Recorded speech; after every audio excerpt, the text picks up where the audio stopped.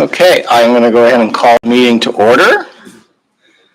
We do have quorum with, we've got more than quorum, we've got 4. So we'll begin with the land acknowledgement.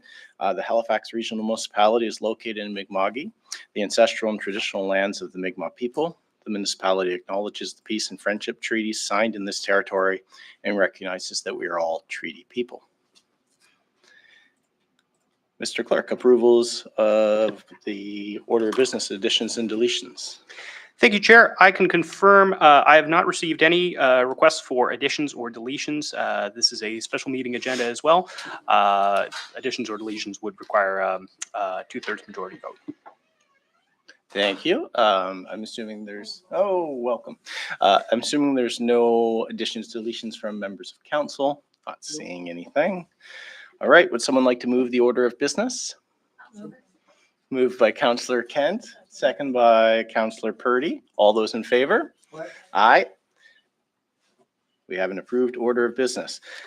Calls for declaration of conflict of interest. Does anyone have any conflicts of interest to declare? Seeing none. That'll bring us to the main event. Our public hearing for the development agreement for lands off Karen Drive. So thank you everyone for joining us here tonight for this public hearing. The process will start with our staff presentation and then we'll go to questions of clarification of that presentation from council. And then next the applicant will have a chance to present. And then after that, we'll go to the public hearing where you'll have a chance to present as well to council. Speakers can participate for a maximum of 5 minutes. Please keep your comments respectful, on topic, and directed to me, the chair. The clerk will hold up a yellow, Simon's on the move here. Want to demonstrate? So these are the signs you'll get telling you when you're almost out of time and then when your time has expired. It's a very high-tech system here. So after everyone's had a list, after everyone on the list has had a chance to speak, I'll make a general call for speakers. And then when the speakers are done, council, there'll be a chance for the applicant to respond to anything presented. And then it'll be over to council to make a decision. So Mr. Clerk, I see you're up. The next item is also you though. Can you confirm additional correspondence? Thank you, Chair. I can confirm that no correspondence has been received for this item. Thank you. So now we'll go to the staff presentation. Over to you, Dean. Thank you. Good evening, Chair, members of Community Council. My name is Dean McDougall. I'm a Planner 3 with HRM, and I'll be providing the staff presentation for Plan Application 2024-00160. The applicant for this file is Affirmative Ventures Association, and they're requesting a development agreement to enable a 30-unit row house style residential development on lands that are located off Karen Drive in Westfall. These two images on the screen show you where the site is located in our municipality. So on the left, the site's circled in red, and on the right, it is outlined in red. You can see it's located between Main Street, Highway 7 and Karen Drive, close to the Forest Hills Parkway Main Street intersection, near the commercial center where the Sobeys is located. This is an aerial photo of the site. You can see that it's currently vacant, and it's been vacant for some time. Karen Drive would be on the bottom right-hand corner of the image, the street. I'd like to quickly talk about planning policy in HRM and how it works. So we really have 3 levels of documents that guide the development in our municipality. And it begins with the regional plan. So this plan is 30,000 feet in the air. It looks at all of HRM, and it identifies where growth should occur, but also investment of services like transit, piped water, and sewer should occur. Next, we have the community plan. So we zoom down in a little closer and we focus on a very specific geographic area. And this community plan gets a little bit more detailed about what type of uses can happen where. So the community plan for this site is the Housing Accelerator Secondary Municipal Planning Strategy. It was formerly under the Cole Harbour Westfall plan, but with the Housing Accelerator Fund amendments made in the spring, approved in the spring, the site, at the request of the property owner, which is the province of Nova Scotia, was moved from the Cole Harbour plan into the Housing Accelerator plan. And then the third document we have, the most detailed document we have, is the land use bylaw, and this is where zoning lives. I'm sure many have heard that word. So this is the very specific document that says what you can do on your property, very specific regulations in terms of height, setbacks, and lot coverage. And if you meet all the requirements in the land use bylaw, then you can get a permit. You don't require special approval from council or need to seek feedback from the public. So the development agreement is a discretionary application. It's a planning application. And this slide here sort of outlines the different stages of a planning application. We've navigated our way through, starting with the complete application, and are now at the public hearing. Following the public hearing tonight, council will make a decision, and that decision is appealable. There's a 14-day appeal period. Some planning overview. So the site is serviced by municipal sewer and water. It's both zoned and designated HA, so Housing Accelerator. As I mentioned, there's no use on the property, it's vacant. So when just to explain a little bit about the enabling policies. So when the application was made, the property was still under the Cole Harbour Westfall plan. So it was made under policies UR 1310 and 15A and B. However, when it was removed from the Cole Harbour plan and put into the Housing Accelerator plan, there's a policy inserted into the Housing Accelerator plan, and it's policy IM7, and this is known as a transition policy. So it allows complete applications that are under consideration at the time of the adoption of the Housing Accelerator plan to continue. So through policy IM7, we are continuing to evaluate this application under the policies of the Cole Harbour plan. I'll speak to a couple of those policies. I'll start with UR 13. This policy was a site-specific policy inserted to the Cole Harbour Westfall plan in 2011 at the request of the property owner, which is the province of Nova Scotia. And this is to allow this specific site to allow residential development on it in support of provincial goals to provide affordable housing. So in this policy, it allows either multi-unit dwellings, townhouses, or shared housing developments on this site in order to address the need for affordable housing. And so the application is being considered under UR 15A and B and UR 10. I'll focus on UR 15A and B for this presentation. So this is a shared housing with special care policy, and it requires that this use be considered by development agreement only. And considering such a use, council and both staff shall have regard to the following. So this list here is sort of the evaluation criteria that the proposal is to be evaluated against. So it requires us to look at the provisions to mitigate land use impacts on adjacent land uses. So the setbacks, the scale of the building, design, and buffering, are those aspects adequately mitigating the land use impacts, potential impacts between the different uses in the area. The location of parking, driveways, walkways, landscaping, solid waste storage, have they been adequately thought out? Is there sufficient indoor and outdoor common amenity space for the residents? The proximity of the site to public transit, commercial, and community facilities. So is it in close proximity? What are the housing needs of the local community? And is this application satisfying that or helping that? And then infrastructure. So sewer, water, roads, is there capacity, and can they support the proposed development? So the proposal, as I mentioned, is a 30 dwelling units. Then they're provided in row house building form, combined into 2 blocks of row houses. A community center is also proposed to act as amenity space, interior amenity space for the tenants, but also accommodate any related support services for the tenants. And then outdoor amenity and green space is provided through a proposed park area as well as a community garden for the residents or the tenants of this proposal. Public engagement, the level of engagement completed was consultation achieved through a mail-out notification, a website, and then a public open house and a public information meeting, both held on June 26, 2024. In terms of some statistics on that public engagement, 118 notifications were mailed out to the neighboring property owners. 7 individuals either called or emailed me through the public engagement period. There were 343 individuals that viewed the webpage for more information on the proposal. And then for the public information meeting and open house, we had 35 people attend. The feedback included there was concerns about the impacts of the proposal on the property values of the neighbors, questions about the people who are going to live there. There was concerns about the existing grass and wet areas and the plants and animals that live there and how that was going to be dealt with.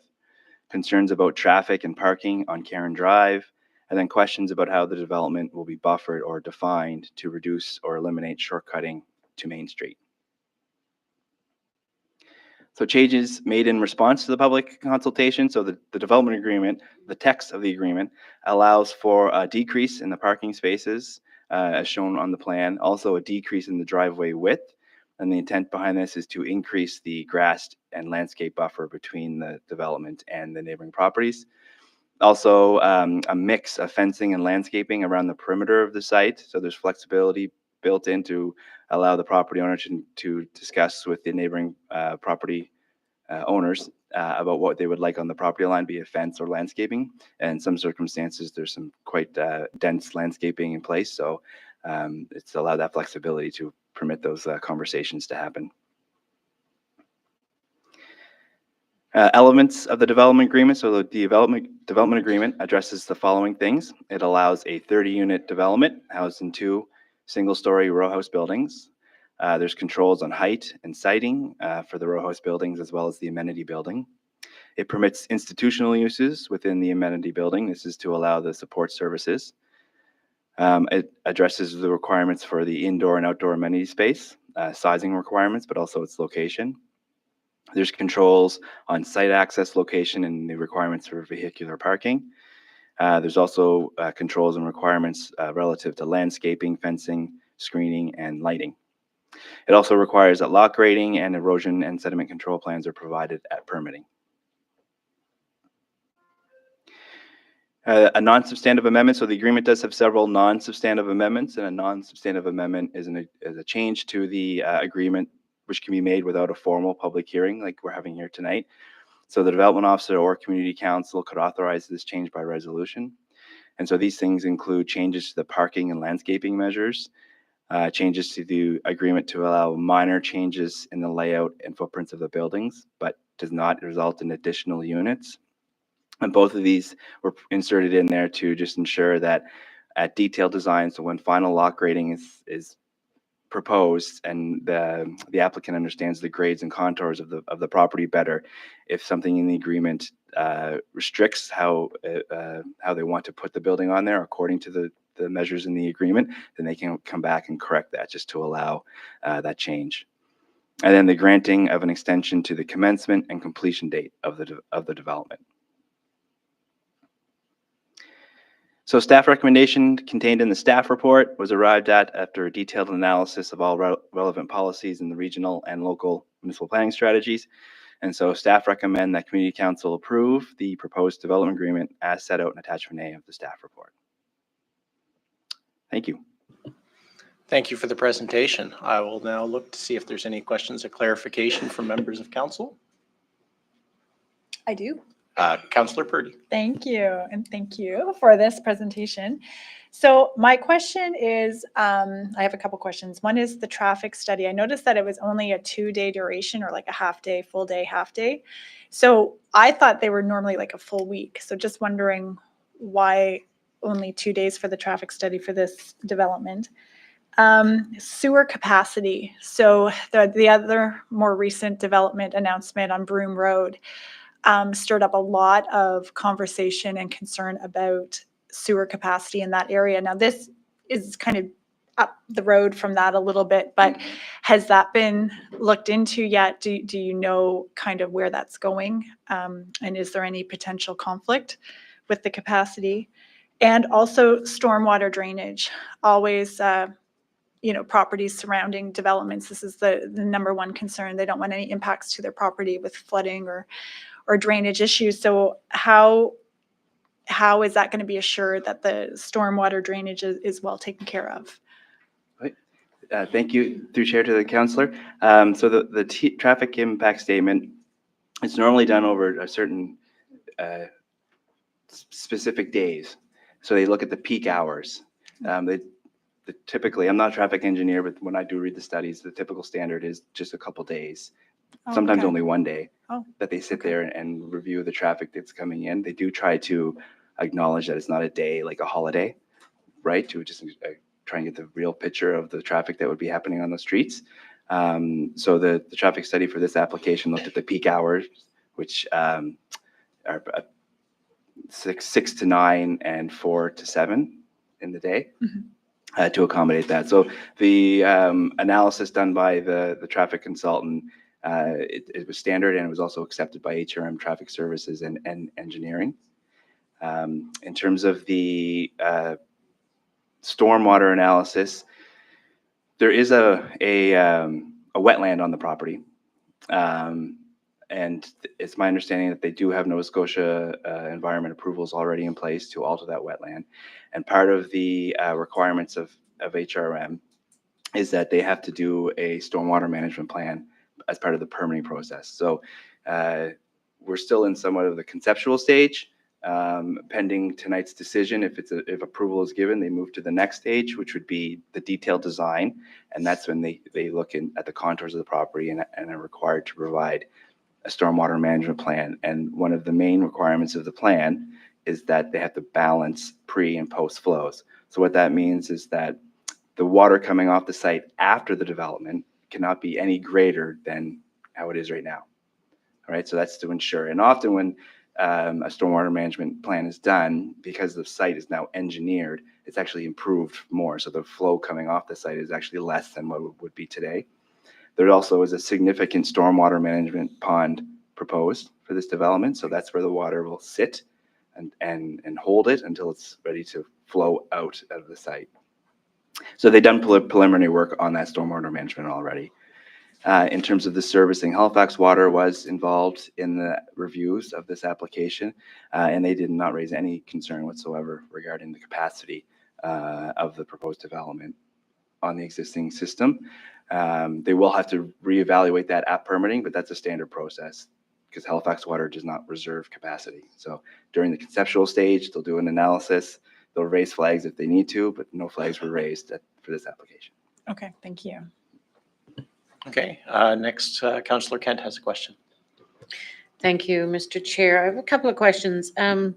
So the stormwater, not the stormwater, the wastewater capacity, would that all be flowing out to the Eastern Passage treatment plant? I know that a lot of Cole Harbour does. There's a lot, and I don't know how far out it does. So just a quick question on that capacity. The other is the wetland concerns. And when I look at this, I'm just looking at it on my phone so that I can drill in a little closer. I'm looking at the wetland alteration for proposed detention pond. Would that be a typical and then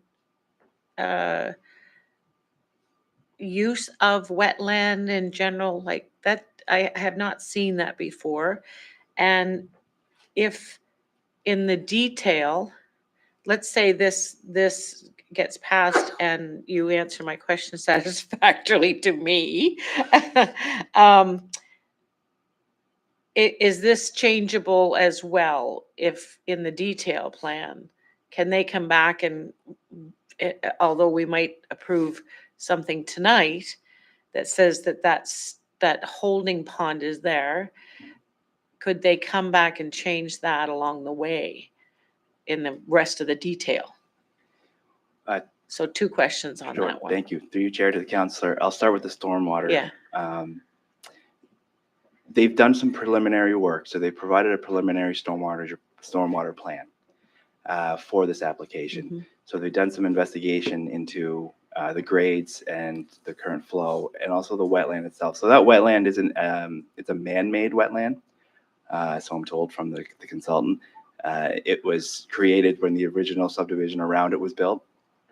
So they had received the approvals to alter that. So I don't want to lead you down the wrong path when I say wetland. And that's approval from the Department of the Environment? That's correct. Okay. Yes. So I feel that based on the preliminary stormwater management plan, that they have a good understanding of the sizing of that pond. Now, should it be less in size, if I understand, is that the? Yeah, just some, I mean, it looks fairly large and it captures what to me looks like it, and you've now clarified a man-made, but nonetheless, it is there now and probably has an ecosystem within it.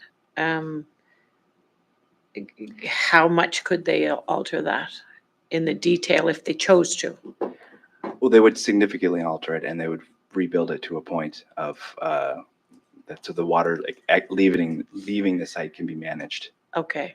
And if it turns out in the detailed design that they don't need that much area, they would have to come back through a substantive amendment to the agreement to allow Okay. more, And that would come back, development. and that would come back to us. That would be substantive, Yeah, which would okay. be only community council, yes. Yeah, and the wastewater, do you know? Wastewater, I'm quickly trying to look on Halifax Water's website where the piping goes to for this. Okay, but so that, yeah, okay, But I will say that Halifax Water did not raise any concerns. Yeah. During the application process. yeah, and whether it goes down to that, the Eastern Passage or maybe the Dartmouth, I don't know where else it could go. Right. It goes the Passage, yeah, that's what I was thinking. There is still lots of capacity there, but there's a lot of development coming, so it's gonna be interesting to see how that goes. Okay, well, I'll leave it there for now. Seeing no other questions, we'll now thank you, Dean, for the presentation and the replies. So next up would be to open the public hearing, would be the applicant's presentation. And I have Julie Goss listed here.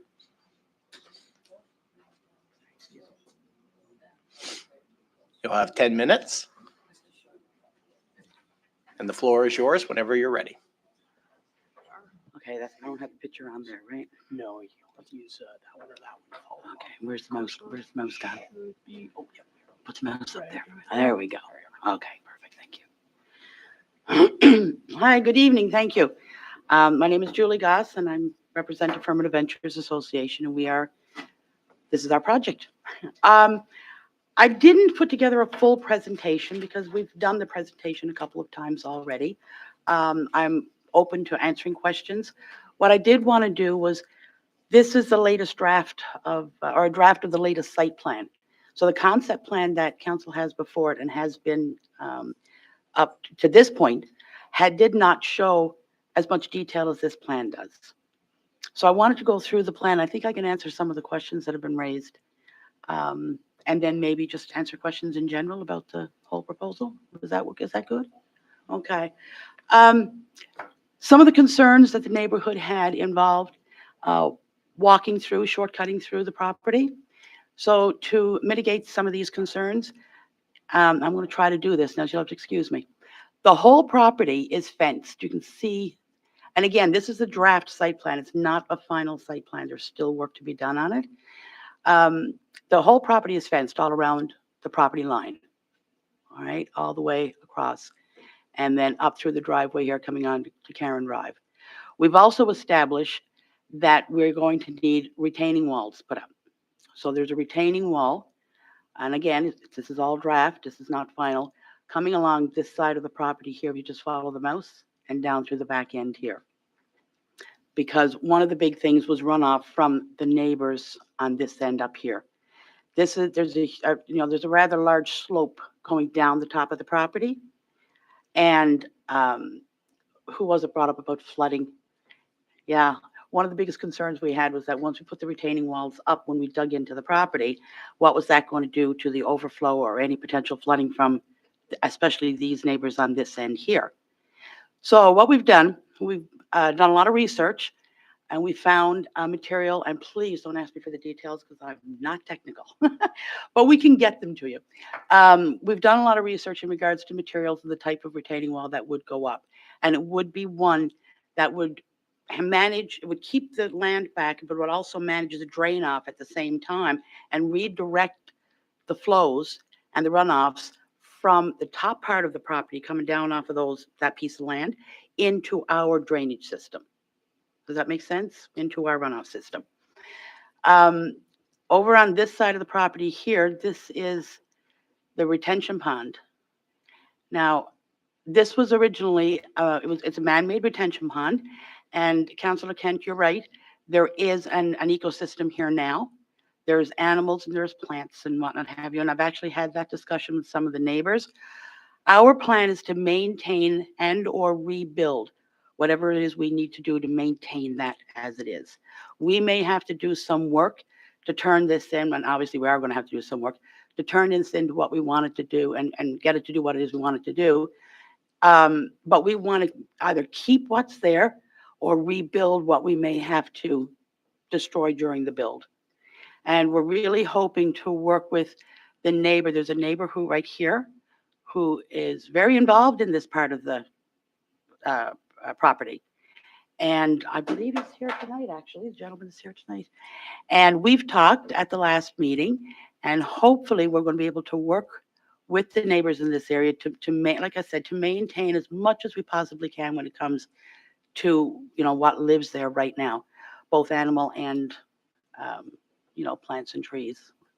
Flora and fauna, they call it, I believe. You were asking about the pre and post flows. The engineers have determined that those pre and post will stay the same. We don't anticipate any issues there. Now, if you notice over on this side right here, I know Dean was talking about the potential to change the layout of the buildings a little bit. Again, this is it's not the final site plan for permitting. This is the draft that we're working on right now. This is the community hub. Now, if you notice right behind it, we've got a lot of empty space right here. These were where I wanted to put the community gardens. What we're questioning right now, what we're looking at right now is moving this hub so that it's down along this area here. And we take this sharp right turn or left turn, whichever way you're coming, out of there and kind of put a curved road in here and move some of this top parking. If we do that, we can move this row in a little further, in this way a little further, which gives us more space in the back end here. My concern is we have a lot of the neighbors that have lived here for a long time. So one of the big issues that we talked about was, trees and landscaping and things that people have done in their backyards that run very tight too, and in some cases even over the property line. We don't want to have to disrupt anybody and what they might have done on their properties. The fence does not have to go right on the property line. We have the ability to use green barriers if at all possible. So where we don't need fencing, we won't put fencing up. And we're also very open to adjusting the fencing in on our side, as opposed to forcing people to change what they may have done at the back end of their property lines.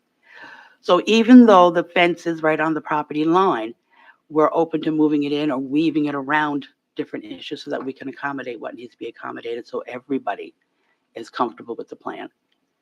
What else can I tell you? Any questions? I'm not good at this.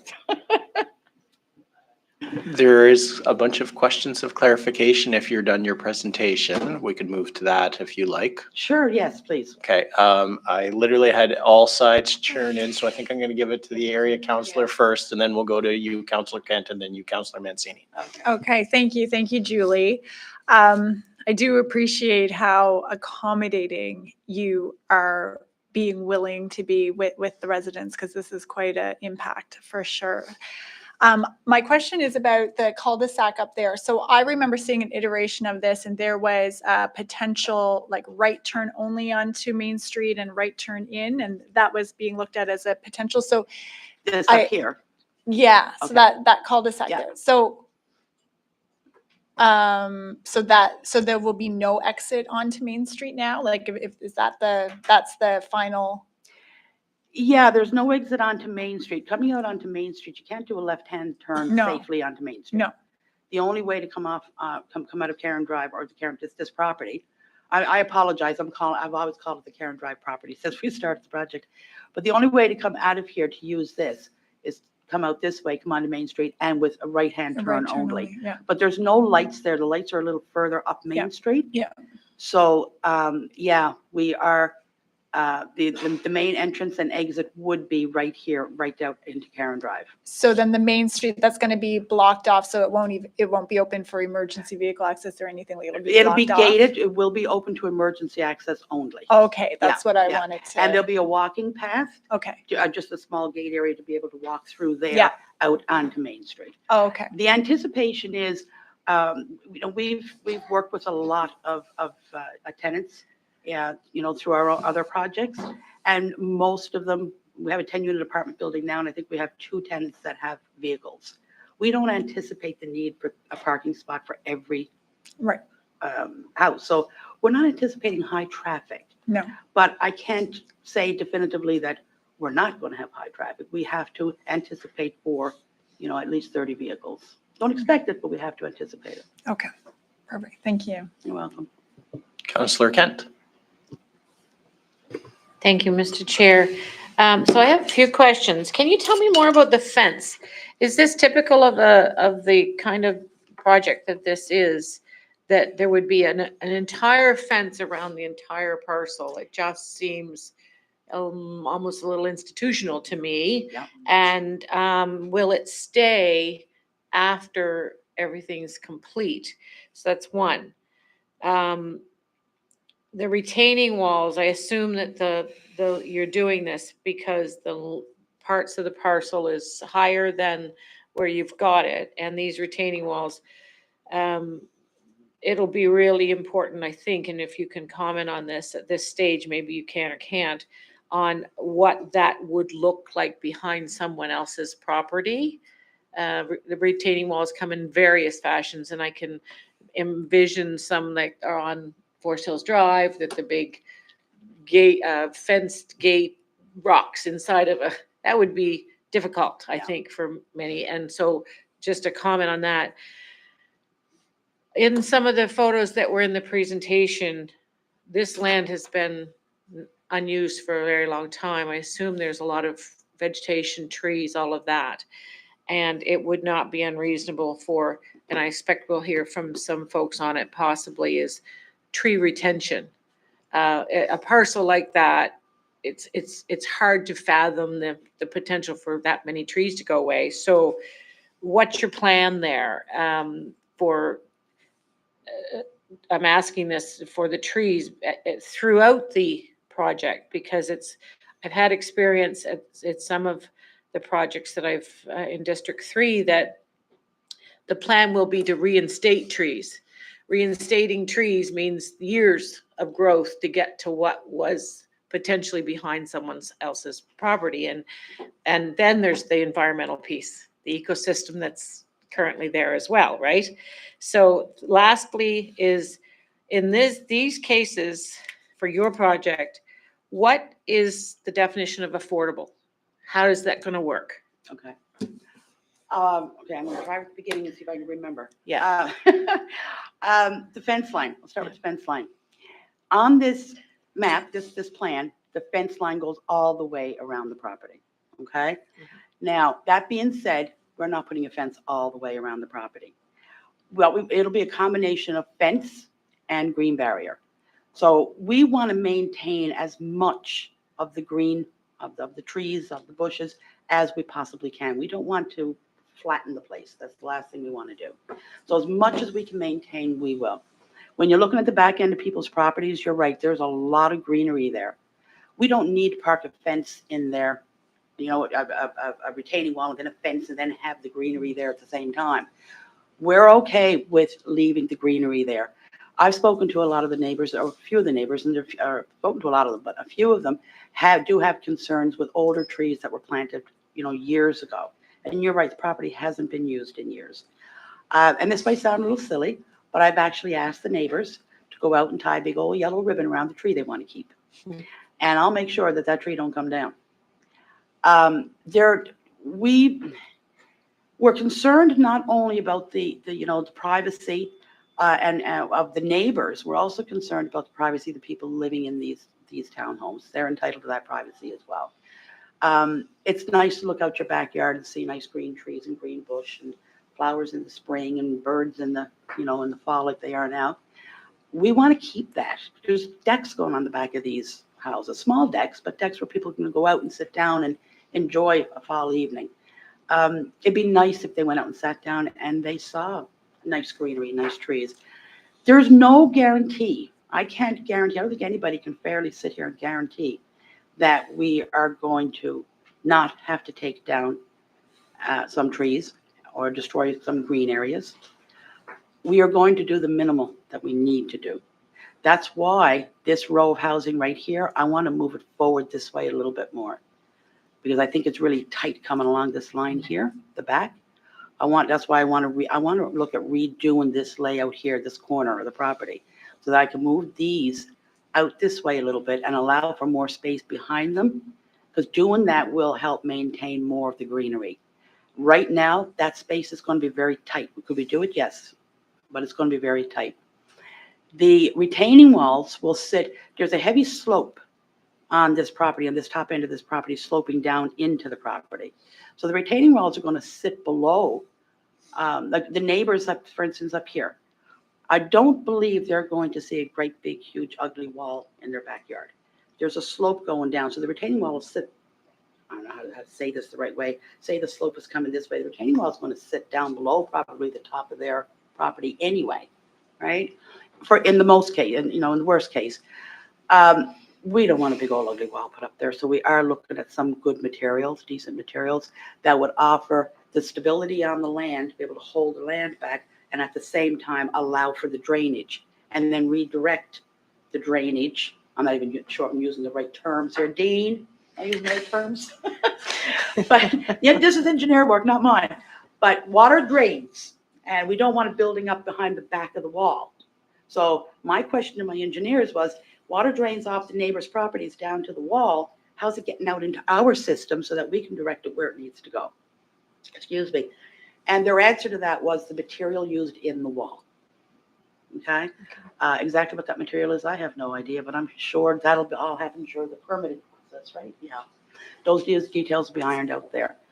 That's a beautiful piece of land. And I think we can manage to maintain most of it.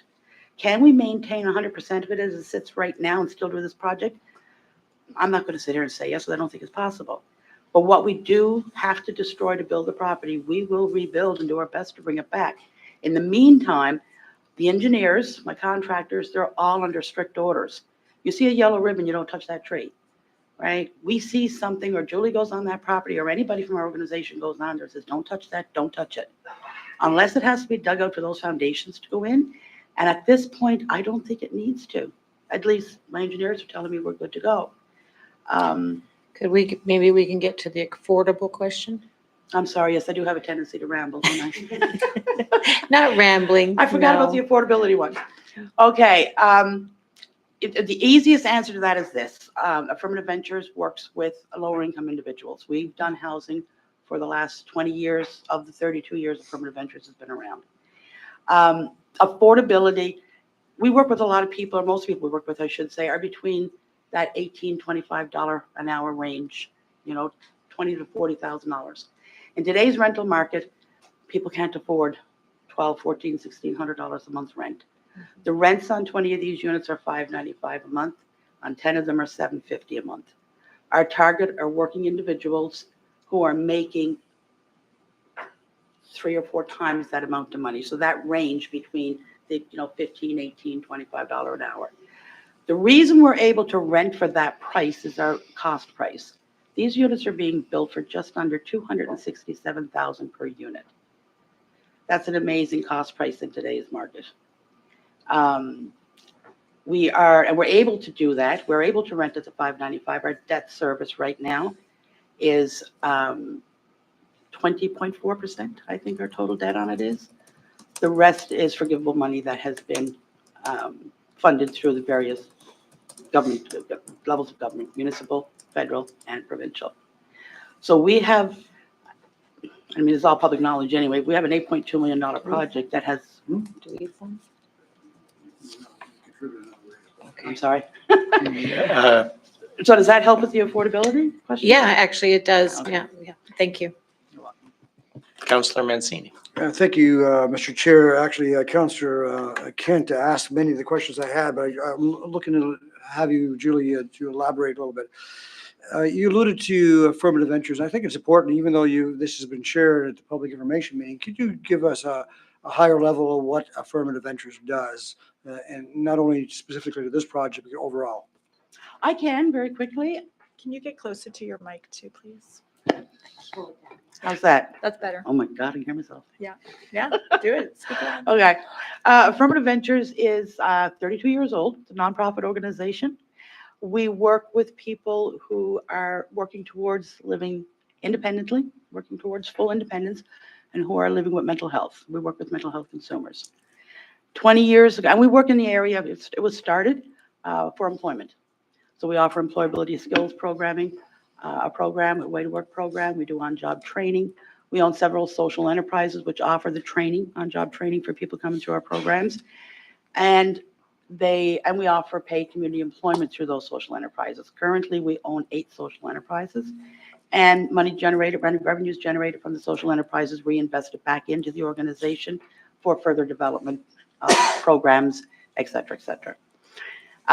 I guess 18, 20 years ago, they decided that housing was an issue. People who were now working independently needed to have places to live that they could afford. And Affirmative Ventures built Affirmative House, which is a 10-unit apartment building. It's basically a housing program. People live there for 5 years. It's supported, and during that 5-year time, they are on a goal of, total independence. At the end of the 5 years, people work with our housing support, and we help them find long-term, permanent, used to be affordable, permanent housing in community. The problem is, right now, we have people at Affirmative House who are ready to move into affordable places in community, but there are no affordable places in community. Hence the need for affordable housing. We also own a couple of duplexes, a duplex on Westwood Drive. We own a property in Cole Harbour. And these are transitional housing. And we are currently building, actually windows are going in, Main Street Center, which is a 45-unit building on Main Street, which is a combination of affordable and market units. Our target populations are people who live with mental health, who are working towards independence. We offer financial literacy programs to anybody coming through our organization, along with the employability skills and housing support. The seniors and veterans will be welcomed at Karen Drive as well as Main Street Center, and not necessarily have to go through the program, obviously, but through the hub, the services we offer through Affirmative Ventures will be available to anybody should they request or need them. Does that help? That helps. Well, obviously, I'm very familiar with your organization. I just want to make sure that everyone here in this room understands your organization, what you do. Councillor Kent did ask the question about parking, and you answered that one. The other question was about fencing also. Could you talk about the material of the fencing? Are we talking chain link fencing? Are we talking wooden fencing? Has that been determined yet? We haven't determined it definitively, but we have had some conversation. I like the idea, because the fence is going to be so broken. Mhm. There's areas that we're going to have to put up a full fence, but there's other areas where we're going to have a good green barrier. It's very dense up there. So we're not going to try to squeeze a fence through it or destroy that greenery to get a fence through it. So, we might have a tree here, and No, I then run the understand. fence between them, and then carry it on in the other side. Yeah, I understand sorry, Julie, I understand the idea about the fencing and not Yeah. being full. I guess it's the concern, and Councillor Kent brought it up too. I don't want it to seem to be institutional type of fencing. It's more, The nice thing I think about the chain link idea, and that's where I'm going with it, is greenery has a tendency to grow in and around Right. it. So you wouldn't necessarily, it's not going to stand in your face has a blatant 6-foot high fence. We don't want that. I want to put a big old wooden fence or brick fence up. I think a chain link where that greenery could grow around. Right. Would create a really good barrier, would stop the walkthroughs and still maintain that privacy and the safety aspect and still look pretty good. Okay, thank you, So Julie. Appreciate it. that's the direction we're headed, but nothing definitive, Mr. Okay. Mancini, not yet. Thank you, Mr. Chair.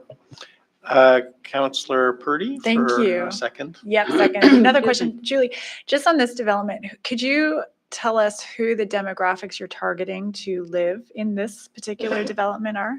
Low-income wage earners living with mental health, living independently, seniors and veterans. Okay. Low-income seniors and low-income veterans. Okay.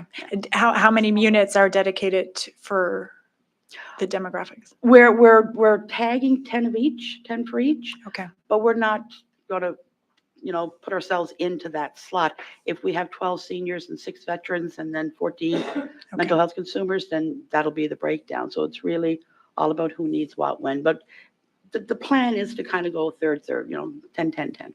Okay, thank you. You're welcome. Counselor Kent. Yeah, thank you. So a question around those folks that would be living there who, with mental health challenges, we all know they can be very complex from person to person. And they can sometimes be exacerbated and sometimes not. And so do you have, with affirmative ventures, I'm not sure how it would work around supporting folks that are maybe in an exacerbated state, services on site, or are they services that these folks would have to recognize and themselves and contact? Second question is the unit sizes. Do you anticipate these be for single folks or families or a combination of such? I'll Thank go you. with I'll go with the sizes first. They are ideally made for a single person. Couples couldn't live there very comfortably, so we would be open to couples. Families at this point, Karen Drive is not designed for a family situation. Maybe the next project.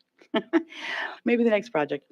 In regards to your question with people living with mental health, everybody who will come into the project and to live here will be supported through affirmative ventures. The hub that we're building we call it a community hub. It's basically a small community center. We offer 24/7 really housing support. Affirmative Ventures does and has for the 20 years we've been involved in housing. We also have great connections and partnerships with a lot of community organizations to offer other supports. So for instance, the hub is not going to be a rental property. The Diabetes Association, heart and stroke, vaccinations, blood pressure clinics, foot care clinics, mental health clinics, employment programs, financial literacy programs. Sign up, schedule it, come on in and offer it. And not just to the residents of our project, but to the residents in general in the area. More than welcome to come into the community hub at any time if there is something going on. We welcome everybody to come. The events. You want to have a card game. A couple of seniors want to get together and have a card game on a Saturday night. Go on over to the hub by and have a card game. We want it to be community focused is what we want. People who are low income earners who are living with mental health will have access to support like I said, just like they do now. And most of the people that will be coming in, there will be people that have come through our programs and people we know very well anyway. Thank you. You're welcome. So seeing no others, I have one question that I'll just ask from the chair if no one objects. Just the cul-de-sac there. Just when I look at it, I don't really understand why it's there at all. What This purpose? one down here? That there where your housing's all off to the side and it's not a through road. What's the actual need for it at all versus just having the driveway turn left? And you're talking about this cul-de-sac right here, right? Yes. Okay, well, I'm going to be really honest with you now, and I'm going to tell you. I asked my engineers the same question today. Oh, well, I did. same minds then. They sent me the draft, and this is on the original concept plan that we had. I questioned it then. So I asked Alan, Civitech is our engineers, I asked Alan today when he sent this over to me. I said, why do we got that big old cul-de-sac stuck down there in the corner? Can't we turn that into a green space of some kind, put some benches there, because it's right next to the retention pond? There's a walking space there. We have benches in a park-like area, I'm pointing, look, I'm sorry, along this area here. So why can't we extend some green space down here? Why do we need this? And he hasn't given me a good answer yet. But it is a question I'm asking as well, because it serves no real purpose. And I think if we took that pavement out of there, made it a little bit smaller here, it wouldn't bunch up so much against these first units. So I think that's a design issue that we're looking at. I guess, I'm sorry, that's the best question I can give you. Oh, nope, that's all right. Thank you. So seeing no further questions, we'll thank you very much for your presentation. So now we'll go to the public next. Thank you. Just push. Push.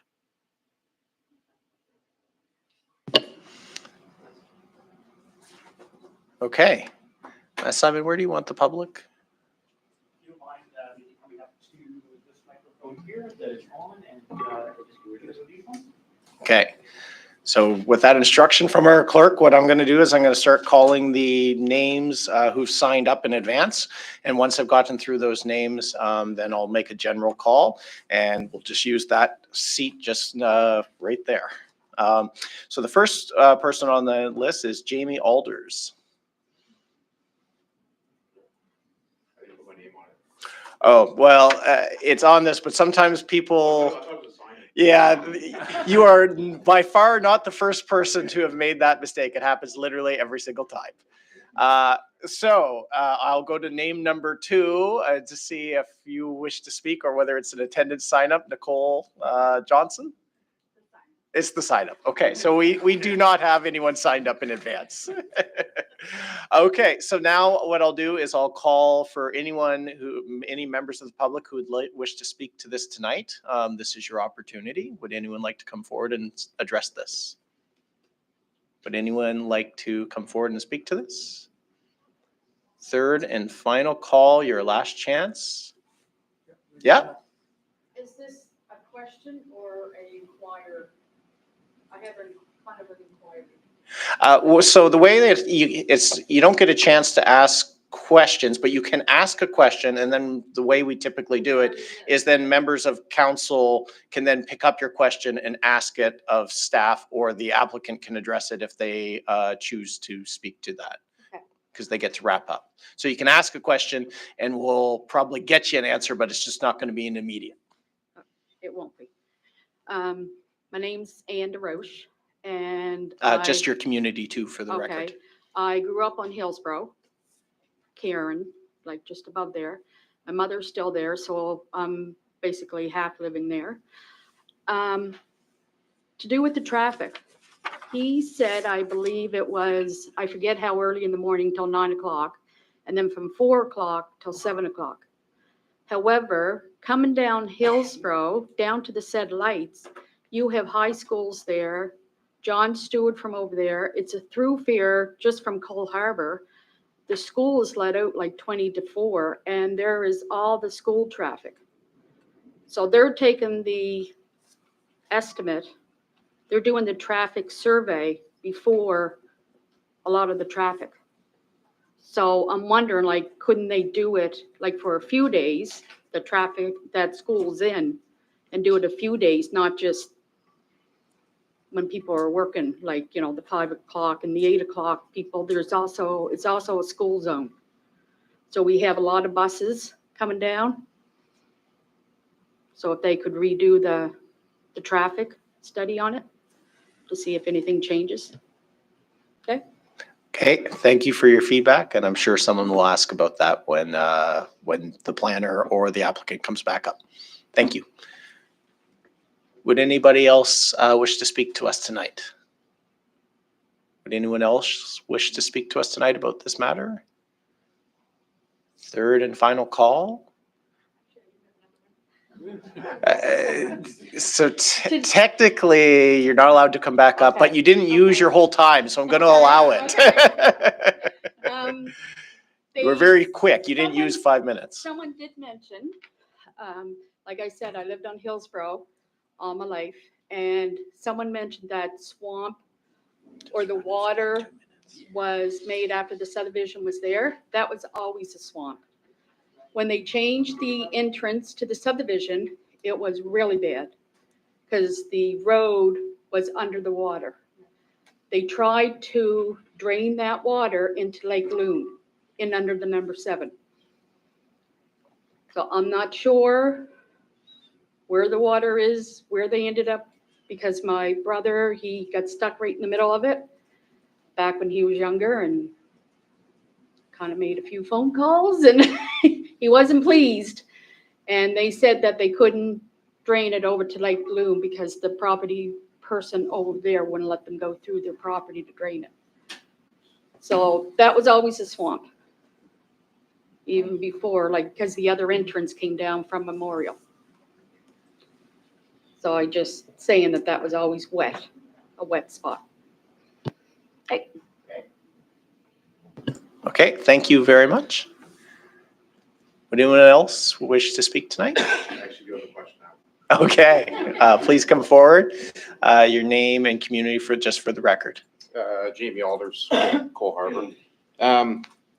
A friend of mine lives on Karen Drive, so he asked me this the other day, and I just remembered it now. But so you said the housing is usually mental illnesses or health. Or I suppose that's questions, right? That's the most people that are in there, right? So he was a little bit worried about what happens if there's incidents, right? Like there's houses I know on Astral Drive that are community houses, and the people are leaving their houses sometimes and knocking on neighbors' doors, going in their houses. Things like that happen. So I wonder, is there been issues for security when those kind of things happen? Obviously, when you're dealing with different clientele, it can cause some issues for the community. I know they were concerned about that, so I'm just curious about how that gets monitored. Can I? You'll get a chance to come back up at the end to respond to any public comments that were made. It's a little stilted, this kind of back and forth, but it is the legal process we have. So, would anyone else wish to speak tonight? Would anyone else wish to speak? Third and final call. Would anyone else wish to speak? Oh, move the public hearing is closed. Second, actually, I should go to my sheet. Do we close it before we give the applicant the chance to come back? We can do either, really. But yeah, we should probably close it just after. We'll just hold on that one.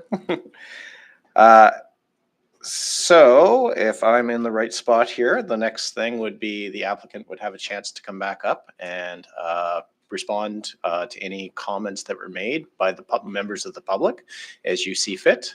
You'd have, I think it's 5 minutes. Okay, real quick. In regards to the gentleman's concern, as I said before, Affirmative Ventures has been working with people living with mental health for 32 years. We have appropriate supports in place, and appropriate supports will be in place for any resident who's who's living in this project, in this community, and living with mental health. The mental health residents, or residents living with mental health in residence at Karen Drive, are people who are on solid recovery plans, solid recovery journeys, and well into their journey. There are a lot of really good organizations out there doing some really good work with people who are in active diagnosis, active addiction, etc. Affirmative Ventures, we're the next step. We are there for people who are on that path to recovery and well into that journey. They have a plan in place. So, you know, there's lots of people out there living with mental health who are perfectly fine, living independently, working in community, and are contributing members of society. We are there to support people should they need support, but we're not going to be offering security, obviously. Okay, that's not going to be a concern. In regards to the retention pond, the wetland area, all the research that we've done, it is, it was created during the build years and years ago. We're not really too concerned about whether it was, when it was built or what it is, to be honest with you. What we're concerned about as a developer is how do we maintain the animal life. Apparently there's 1 million bees up there. I'm really not too concerned about maintaining 1 million bees, but we need the bees to take care of these flowers that grow there. And, I've had some discussion with neighbors, in that regard, and it's not something we want to destroy. So we're going to do what we can to maintain that, repair that, rebuild that, put it back in play, whatever it is we got to do. That's our park area. We had two options. We could have tore all that out of there, filled it all up, redirected water, and put up another 20 units. But we said no, it was too much. We didn't want to overcrowd the property, and we wanted to make the property welcoming. We wanted for people to have a space where they could go and walk around that little pond, or whatever it turns out to be, sit on a bench, have a conversation with your neighbor, plant a garden, go to the greenhouse, enjoy life there. This is long-term affordable housing for people who need affordable housing. This is not a roof over someone's head for 6 months. It's permanent homes. We're in the business of building homes. These are homes. It's not just housing. So whatever we can do to maintain keeping all that pretty and keeping it in place, we are going to do. And the engineers can handle where the water goes. I have no idea where it's going. I just know it's going.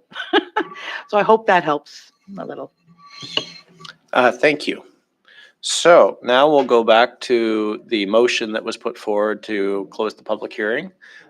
Second by staff will come up next after the public hearing's closed. I found my spot on the sheet. So we've got the motion to close public hearing. All in favor? Aye. So the public hearing is closed. So now it would be over to staff to respond to anything that they would wish. It's staff, and then questions or clarification, and then council. Thank you. I'll start with Mr. Chair, your comment on the cul-de-sac.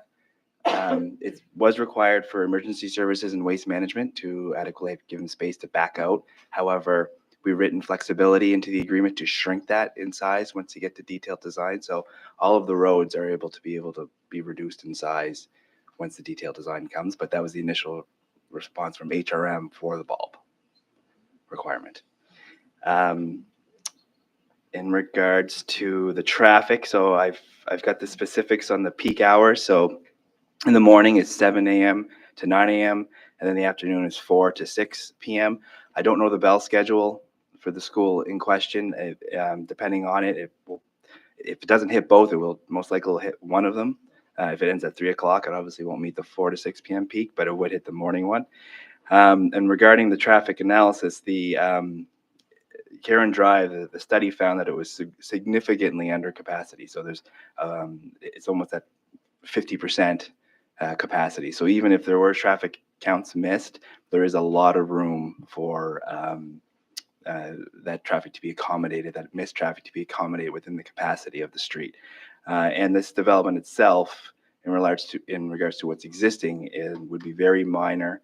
30 units was the estimate. And also, as we know, not all 30 units will have a parking spot or a vehicle. So the expected traffic will be less than what the worst case scenario studied under the traffic impact statement. To provide some clarification on that.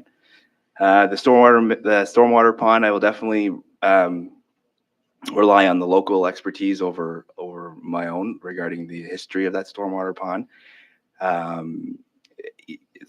But the reality for this project is that they do have the approvals in place from Nova Scotia Environment to alter that pond. So the history of it, existing or partially man-made, the status of it today is that it is approved to be altered by Nova Scotia Environment for the purposes of the stormwater management pond, that wetland. So, Thank you, Dean. No questions. Okay. So we'll now go to the local councillor. Okay, For the motion. I'll put the motion on the floor. So I move that Harbour East Marine Drive Community Council 1 approve the proposed development agreement, which shall be substantially of the same form as set out in attachment A of the staff report dated September 20th, 2024.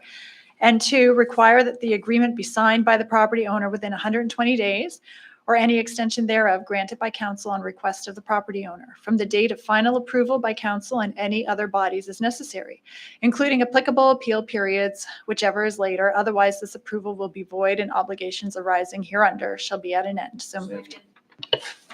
I'm going to give it to Councillor Mancini. I think he was quicker. Thank you.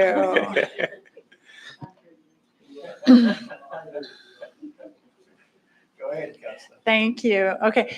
Thank you, Dean, for your presentation. Thank you, Julie, for your presentation, all the work you've done. So to begin with, I want to reiterate that this development is a provincial land for housing project. So that means the province has designated 4 such provincially owned lands in our district for land for housing developments. Karen Drive is just one of the 4. So it's important to acknowledge that the province has decreed that this development will happen. However, having said that, comparing this development with the 2 other recently announced provincial land for housing developments in our district, this one, in my opinion, appropriately fits the surrounding neighborhood. It is not going to be a monstrosity of an apartment building looming 5 stories over the existing homes, adding hundreds of new units to already overcapacity infrastructure. And it could have been. It could have been. This development is a single-story, 30-unit development that will actually offer rental prices at extremely affordable rates. I don't want to discount the unpleasant fact that some residents on Karen and Taranaki are going to lose their green space behind their homes, what they have now, which served as privacy, peace, and beautification to the residences. I back onto green space myself, and it would be a very difficult position to be put in to know that a development was announced for that space. No one wants to lose privacy and green space to a development, and that's not NIMBYism, that's being human, in my opinion. So what I've come to know about Affirmative Ventures, the nonprofit charged by the province with this development, is that they have a solid track record. They will carefully vet all applicants to their units. Their target demographics are fixed, lower income seniors, veterans, and low income wage earners who have graduated from the Affirmative Ventures housing programs, who struggle with mental health. They will continue to be supported by Affirmative Ventures. So this is the type of housing that everyone agrees we desperately need. These units are going to actually be affordable. The province has decided that this piece of land is suitable for this development to support provincial goals to provide affordable housing.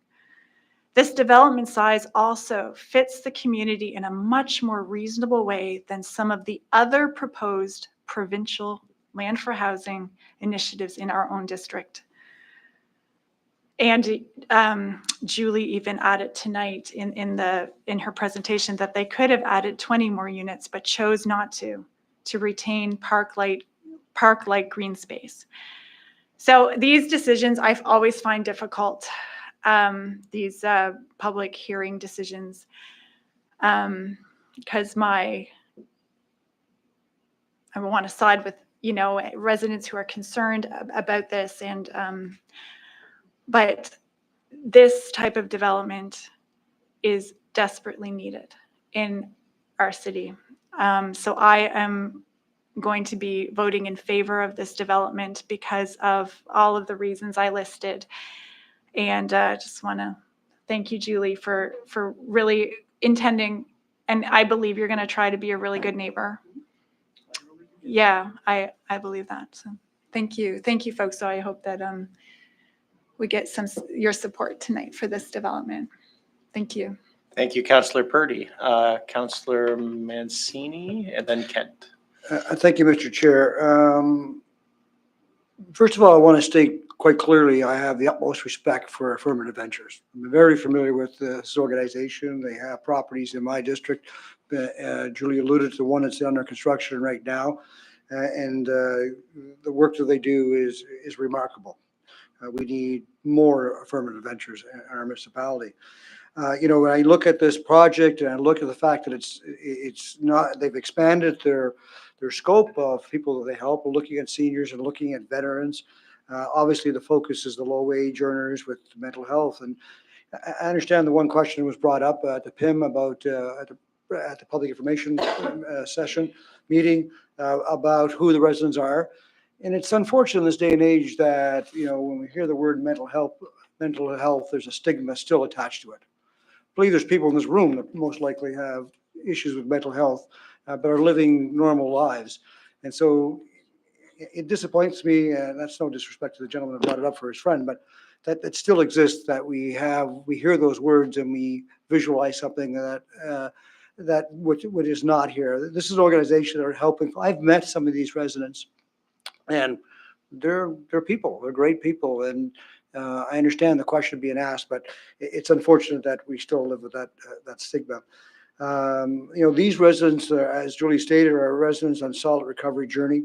So I have all the confidence in the world they'll be good neighbors to the neighbors that already exist there. The community hub idea, love that idea, where the entire community can use it, the nonprofit groups can use it. Hopefully there'll be a day that there's a crib tournament. You can invite me, Julie. I'll show up and play cribbage with folks there too. And I wish we had more people doing development that are going the extra mile and working with residents. We speak in these chambers or regional or even at City Hall when we talk about development, and very often we'll have people that are developing, not all, but that are not spending time with the community, are not going around and willing to try. And so I think this is remarkable. And again, I tip my hat to Affirmative Venture. So I fully support this, and I hope my colleagues support it also. Thank you. Thank you, Councillor. Councillor Kent. Thank you, Mr. Chair. Yeah, so I'm going to start with, I will be supporting this project, and I'll tell you why. Before I do that, I too want to thank Julie and Julia, is it? Julie. And no doubt you have a strong team associated to the work you do. Thank you very much for 32. Well, if you've been involved for 32 years or, well, 7, you know what? It's still amazing contribution to our society and what's most important to the people that need this. And my colleagues have, particularly Mancini beside me, referenced the compassion and the compassion and that we all need, and understanding that we need around mental health challenges. Our neighbors, our friends, our family, my children, me at times. It's a reality now. It's a reality that as well, that we have some very complex scenarios for folks in our lives, in our communities. And if we don't care about them, who will? And thankfully, we've got people like you, Julie, and many of the people on your team who have been taking care of this part of our population that deserves that on so many levels. I'm glad to hear that there's a provincial interest in this. I'm finally glad to say that the province has stepped up. It's been a difficult journey for the last 4 years for councillors who know our layer of mandate and who have had to contribute on so many levels around addressing folks who are unhoused and who have complexities that are associated to the work that you're doing and could benefit deeply from this project. So I'm grateful that this is happening and a provincial link to it. I'm really appreciative of the thoughtful approach that Affirmative Ventures are taking on this. It's not uncommon, but it's a little past the most typical that we see. Yep. And I want you to understand that. I want the folks in the room and anyone who's listening that we do not always have these kinds of projects come forward. And Julie, as much as you felt at times that you were not an expert, you truly are an expert. You spoke in a language today that every one of us can understand, can appreciate, and hear the heart in it. And that is important in this chamber. That's the stuff that really helps us understand what's being brought forward and having to make a decision on here. I love that there's a community net benefit beyond just the fact that people need to live and be near folks who are struggling and challenged, because it brings us all back to a basis of the humanity that we have, which frankly we've lost a little in society. So, but the community hub, it's a really good piece. I've often had conversations with developers and say, what's the community benefit here? You're gonna do your development, and we all know that sometimes, and then this is not the case here, but developers are, people will often say, well, they're in it for themselves. But we're trying to shift that as well right now, as Councillor Mancini has mentioned, with that some other developers are developing some affordable costs. This is the deeply affordable that we talk about. We've said that before, and that was part of my question around what is affordable here. This truly is a deeply affordable situation, as it should be. I love the fact that you articulated that these are homes. These are not an interim space. These are not meant to be an emergency housing, a time and period that there will end for these folks unless they get themselves in a position that they can move on to what they feel is independence. And that's the key. But it's a home in the meantime. Love that there's solid, that you really helped us understand the solid recovery plan piece. That is a piece that it's really important, not only to the resident, not only to the people that might be in the neighborhood, but really important to these folks to be successful. And that's good for us to understand. The last piece, of course, is the strong policy-based recommendation from our staff. We sit in here and we often have to deliberate the projects, and we do. It's our job to put it in the policy-based perspective, because that's what we have a legal obligation to do. So this fits it right here in my heart, and and the rest of it's right here. This makes me feel good, really good in a time when it's been tough decisions. So I'm happy to support it. I want to give you a little bit of insight into something that for me. I chose to put up a chain link fence for very similar reasons, and I chose black. Best decision I did, because your eyes do not see it. You just see the things that are around it. And so if you want that sort of feel, that warmth feel, and not necessarily the fence feel, if you go chain link, go the black stuff. So thank you, and I hope council will support this. Thank you, Councillor. If it's okay with colleagues, I'll just say a few words from here. I live not far from here, up on Tulip Street, and on my street there is the Elizabeth Fry Society has a home for people who are exiting from prison. And it was before my time when that went into the neighborhood, but there was concerns about it when they arrived. There was a big uproar about them coming into the neighborhood. Because I think when we think about social service, supportive services, we often imagine the worst. We fill the void of unknown with the worst case scenario. They've been a fantastic neighbor. There's no problems on the street. The very same neighbors who were concerned about it were, years later, we're out there, we were planting tulips on the lawn of that very same place. So, I mean, these services, they can work very well in community. But I think, I understand where people come from and feeling in the worst, because, we're confronted bluntly with the worst right outside our doors very clearly right now. And it's not the people that are living in places like Affirmative Ventures or that have a room at the Elizabeth Fry Society. It's people living in a field with absolutely nothing in their lives, except for maybe an occasional visit from some outreach workers who have no support, that cause the most problems to surrounding community because they've been abandoned by the surrounding community and society. There's no one helping them, looking out for them. And so spaces like this, there's an acuity kind of spectrum, and this development is made for people who are, well on the road to recovery, but it still is really important for those folks who, a few blocks away are living in a field, because it frees up space. Because one of the big problems we have in this country is there's no spectrum of housing to move along. Other countries, a shelter is a place you go for an emergency before you can get into permanent housing. Here we have people living in shelters for years because there's no housing ladder for them to move along. This project is a little small piece of building that next step in the process for people to move along. And so indirectly, it provides support for everybody else out there who doesn't have anything, because it frees up space for other people who need help to then move into.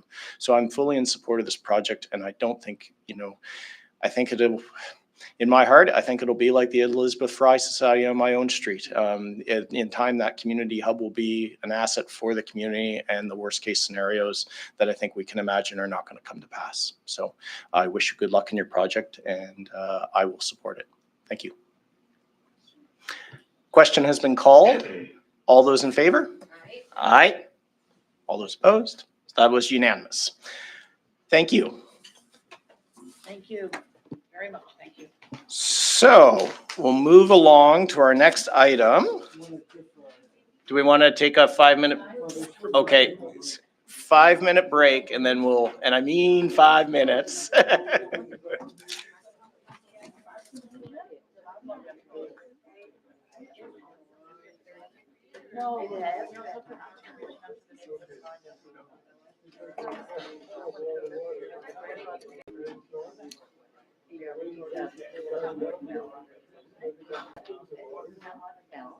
You got my number. We've only got.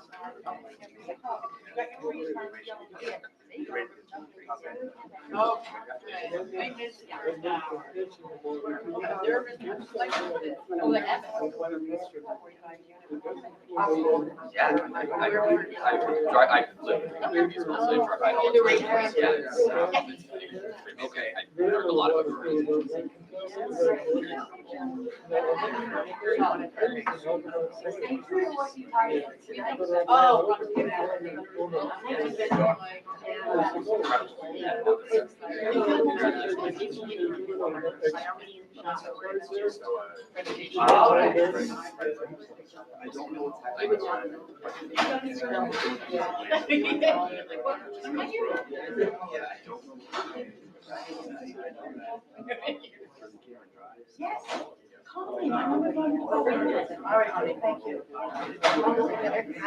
So we're all doing a project where we have to analyze this and then talk to one of the people that are involved in it. There's not maybe enough time, so maybe if. Why don't I give you my card? Yes. Okay. Corey, you got my card? Absolutely. Absolutely. We're gonna follow it. Okay, I'm gonna speak to the council. That was really interesting. Thank you. It was really good. I'll Yeah, get that's you over the first meeting, that's the first public meeting I've been to. Yeah. Well, let's get a group thing going. Okay. Oh, absolutely. Thank It's not gonna you. be the over.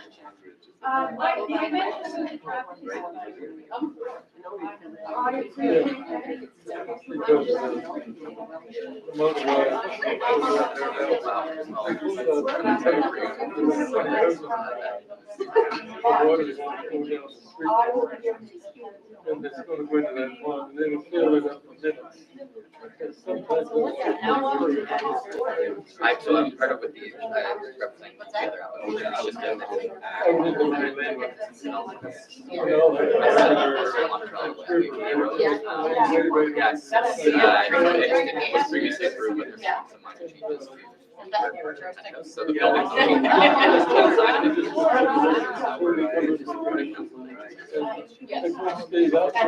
Yeah, unfortunately, it's a pretty minor one, just the whole process. Yeah, it sounds like I think Dean, who I work with quite a bit, he's great. I've worked with quite a bit on their applications. I'm a consultant. Right. So, I got all my applications. So, I worked Dean with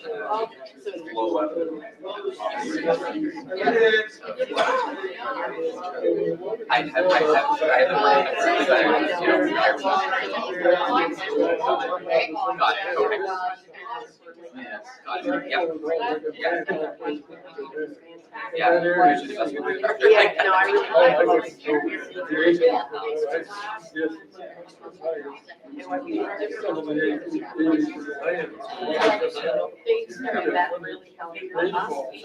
neighbors that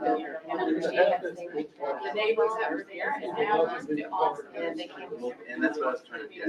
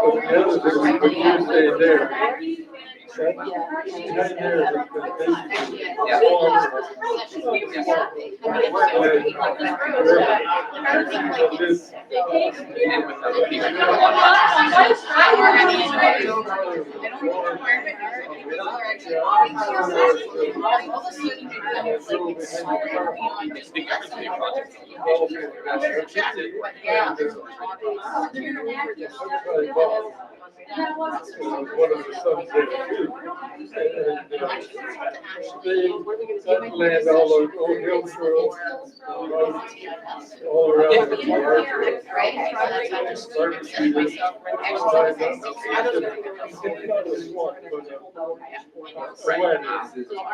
And they have the farms.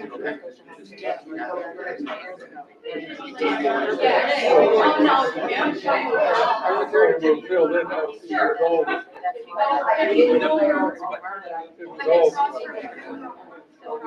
Anyway, I speak to her and see what she says. Oh, we're okay. Are you okay? No, I'm here.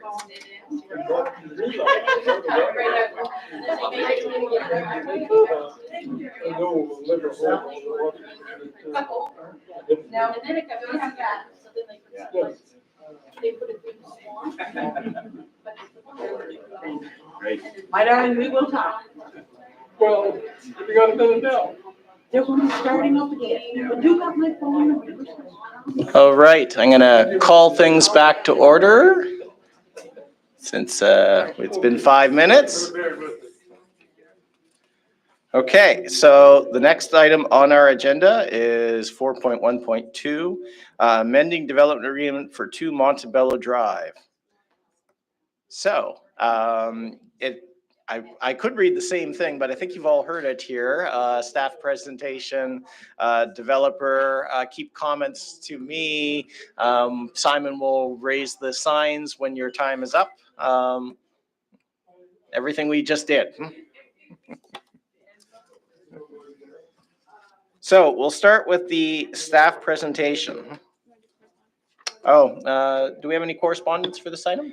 Thank you, Chair. I can confirm that there has been no correspondence submitted for this public hearing. Okay, over to you.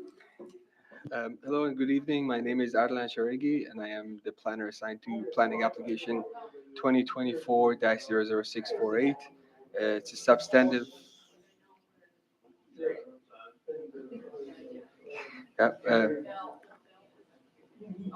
It's a substantive amendment for the existing development agreement.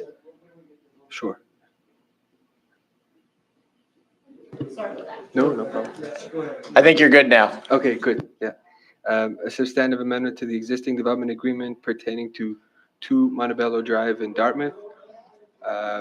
ZAP Consulting has submitted this application on behalf of the owner to convert approximately 1,950 square feet of amenity space into 2 additional. Sorry, just a second.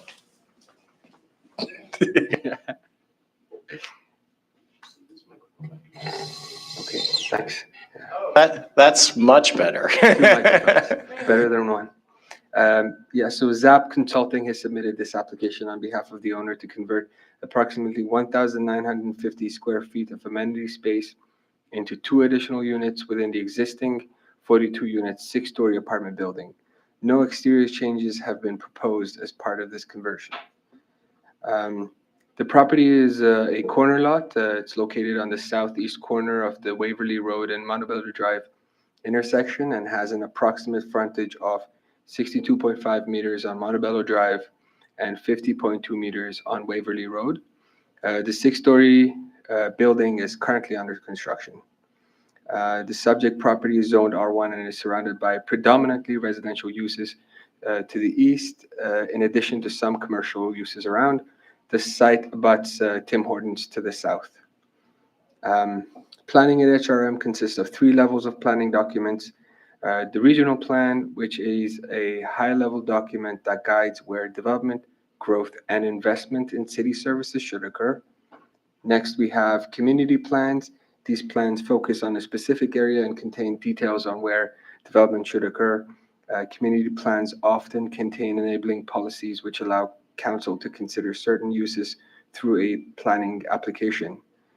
The third and most detailed level document is the land use bylaw. This document outlines zoning and specifics about what development is permitted and where. Applications that meet the land use bylaw don't require council approval. If the use is permitted in the zone and it meets the land use bylaw requirements, you can obtain a permit. A development agreement is a legal agreement between the property owner and the municipality. The process for a development agreement amendment includes a public hearing, which is the stage this application is currently at. The community plan for this property is the Dartmouth Municipal Planning Strategy. Under this plan, the site is within the WR Waverly Road designation, and it is zoned R1, or single-family residential. The site is serviced by water and sewer, and the apartment building is currently under construction. The sub-designation of the subject property is mixed use, which allows council to consider a multi-unit building in accordance with policy C41, IP5, and IP1C of the Dartmouth MPS. Policy C41 asks that council use the density standards of the R3 zone as a guide. This proposal would be increasing the total number of units to 2 times what would be permitted under the R3 zone, and would be reducing the amenity space to less than 10% of what would be required. The registered development agreement permits 42 units and requires a total amenity space of 2,650 square feet. The proposal would increase the approved number of residential units to 44 units and decrease the total amenity space to 700 square feet. The requested changes will not change the exterior feature of this building. The level of community engagement for this application was consultation achieved through providing information and seeking comment through the HRM website and signage posted on the subject site. The HRM website received a total of 154 unique page views over the course of the application, with an average time on page of 18 seconds. On the 2nd of December 2021, Harbour East Marine Drive Community Council approved a development agreement for this 6-story building with 42 residential units. The staff review concluded that there is explicit policy direction that new development should reflect what already exists within the community in terms of use, height, bulk, and scale. Staff recommended refusal as the proposal did not meet the maximum lot coverage allowance, the minimum setback requirements, and the minimum amenity space requirements of the R3 zone. The current application to amend the development agreement would intensify these concerns by further increasing the number of units and further reducing the amenity space. After careful consideration of the policy framework pertaining to the subject property, staff recommend refusal of the proposed amendment to the existing development agreement at 2 Montebello Drive. Thank you for your time, and I would be happy to have any questions you may have. Thank you for the presentation. Any questions from council? Councillor Mancini? Yes, thank you, Mr. Chair. Just a quick question, just to clarify. So the amenity space that went from 8,800 square feet to 700 square feet, is that 700 square feet the gym? Or is that something separate? I believe it's the third level community space that is existing, which would remain. I believe the applicant is present and can speak to that. He can speak to it. That's good. That's fine. Thank you. Councillor Kent? Yeah, thank you. So development agreements usually have an end date. Does this reset the clock for that? This would be an amendment, and it would not, from my understanding is that it would not, but I would turn to Tia for confirmation on that.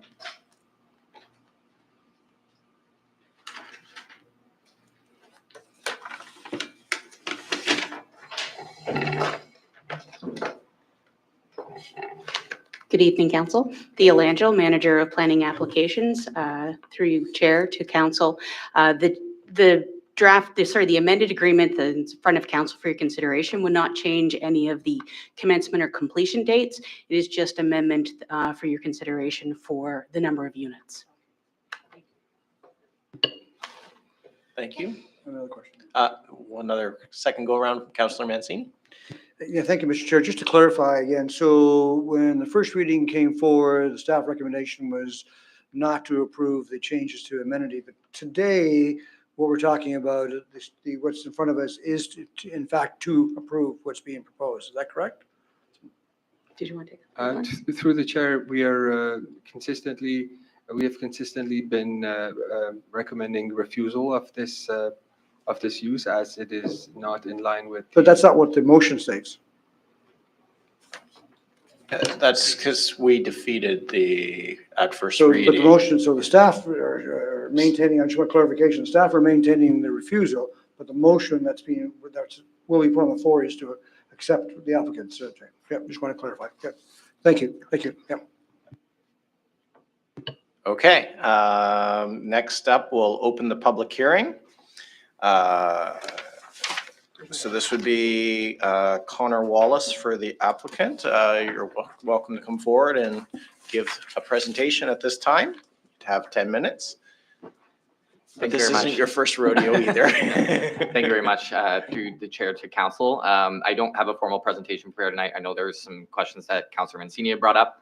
That just to clarify that right off the bat, the gym and common recreation space is intended to be maintained. So that's that 700 square foot space that is basically, because the building's under constructed, is being fit up as we speak.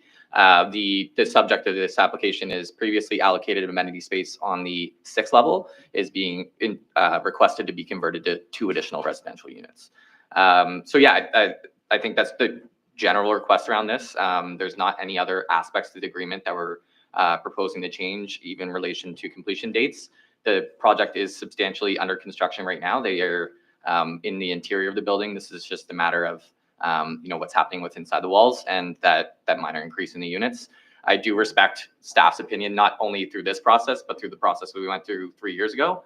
And I think we had a really great discourse with the same council at the Micmac Center there when their previous approval took place. And I think a lot of that discussion rings through today in terms of how this project can bring quality housing to the community. And I do recommend for that alternative motion to approve this amending agreement tonight. And I do respect staff's opinion as that is their job to do that assessment with the policy we do have in place. So thank you for your time. If there's any other questions of clarification, happy to answer those. Yeah. Councillor Mancini. Thank you, Mr. Chair. Connor, just a quick question on completion date. So as it stands today, when do they expect the From my understanding, they're starting to get occupancy going towards the end of November this year. Really? Yeah. So they're going to occupy the building gradually over time. That's not going to take a while, but they are looking at those dates right now. So they're very well into construction. Yes. Okay. Thank you, Mr. Chair. Okay, thank you. Seeing nothing else, thank you for your presentation. So now we'll move to the list for members of the public, of which we have none. So I'll jump right to the call to the audience. Would anyone out there wish to speak to us tonight? Anybody wish to speak to us tonight? Nobody hiding around the back corner wishing to speak to us tonight? Okay, so the applicant doesn't need to respond to anything said by the public. Staff don't either, so we'll have a motion to close the public hearing. So moved. Moved by Councillor Mancini, second by Councillor Hensby. All in favor? Aye. All right, Councillor Mancini, what is your wish? Thank you, Mr. Chair. I'll put the motion on the floor that the Harbour East Marine Drive Council, 1, approve the proposed development agreement, which shall be substantially of the same form as set out in attachment A of the staff report dated September 26, 2024, and 2, require the agreement to be signed by the property owner with 120 days or any extension thereof granted by council on request of the property owner from the date of final approval of council and any other bodies as necessary, including the applicable appeal periods, which is later. Otherwise, this approval will be void and obligations arising hereunder shall be at an end. So moved. Second by Councillor Hensby. Councillor Mancini. Thank you, Councillor Hensby. Thank you, Mr. Chair. So I too respect staff's opinion. As I mentioned at first reading, staff's job is to look at the policy, and the policy states that that amenity space as identified originally be in place. However, we're in a situation where we need as many units as possible. So to reduce the amenities in this build is, I don't have any issue at all with it. They're glad they're keeping the gym, as I just mentioned. This building's been going on way too long. The community wants this building to be finished. I think it's a good build. And I will mention, so I don't think everybody was here. I know, Councillor Hensby and Councillor Austin were here when we had the original project brought forward. The original building that was brought forward by the consultants at the time, the architect at the time, was a great big square building, which much more density. And staff were going to give a negative recommendation, and the applicant pulled it and came up with new architects that came forward with a much better design. And the community is constantly asking me, when is it going to be finished? When can I move in? So we need to get this project moving. So I'm fully in support of what's in front of us today, and I hope you'll support it also. Thank you. Question has been called. Councillor Hensby. Thank you very much. Yeah, going through the application and reviewing it and stuff, so just for 2 units, no additional height of the building, no additional expansion of the building, it's all within the same footprint. I didn't see a problem with it at all, so I'm in support of the application. Thank you, Councillor. Okay, question has been called. All those in favor? Aye. All those opposed? So that was unanimous. Okay, thank you, folks. So all we have left is the date of our next meeting, which would be November 14th for members to be determined. Take a motion to adjourn. We are adjourned.